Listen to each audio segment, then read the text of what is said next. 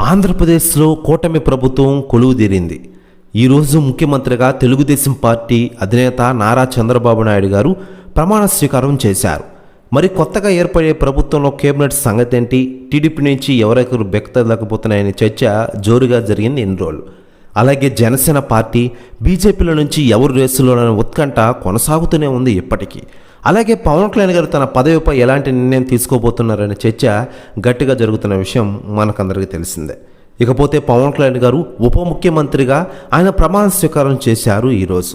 ఇకపోతే ప్రమాణ స్వీకారం చేసిన టైంలో అక్కడ ఉన్న అభిమానులు హోరెత్తించారట నినాదాలతో. పవర్ స్టార్ అంటూ ఆ స్టేడియం మొత్తం దుమ్ము దులిపేశారంట పవర్ స్టార్ గారి అభిమానులు. మరోవైపు పవన్ కళ్యాణ్ గారు ప్రమాణ స్వీకారం చేసిన టైంలో పవన్ కళ్యాణ్ గారి కొడుకు అఖిరా, ఆద్య కన్నీళ్లు పెట్టుకున్నారట. ప్రెస్ న్యూస్ కూడా తెగ వైరల్ అవుతోంది ఆంధ్రప్రదేశ్ రాష్ట్ర రాజకీయాల్లో. తన తండ్రి మొట్టమొదటిసారిగా రాజకీయాల్లో ఒక పదవిని ఆశించి మరియు ప్రజాసేవకై ప్రమాణ స్వీకారం చేస్తూ ఉండడంతో ఎమోషనల్ అట అఖిరా, ఆద్య. ప్రస్తుతం ఈ వీడియో వైరల్ అవుతోంది నెట్టింట్లో. మరోవైపు పవన్ కళ్యాణ్ గారు ఆంధ్రప్రదేశ్ ప్రభుత్వంలో చేరేందుకు సముఖంగా ఉన్నట్లు చెప్పుకొచ్చారు.